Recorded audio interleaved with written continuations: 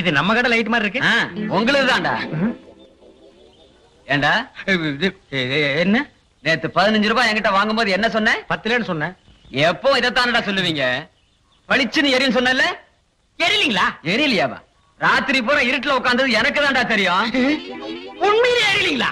இப்ப நான் தான்டா ஒன்னு எரிய போறேன். அண்ணா அண்ணே வா. போடாதடா. அக்கா போடாதடா. பாட்டி பத்து போடாத. லைட்ல அடிக்காத. என்ன வேணா அடிங்க, லைட்ல அடிக்க. ஐயா, ஏனுங்க ஏனுங்க ஐயா ஐயா. ஏய், சும்மா போக மாட்டேங்கிறா நீ? ஐயா ஐயா, நான் அவுட் போட்டார போயிட்டு இருக்கிறேன். இந்த ஊர்ல ஆடு மேய்க்கிற வேலையாவது கிடைக்குங்களா? ஆடு மேய்க்கிற வேலையா?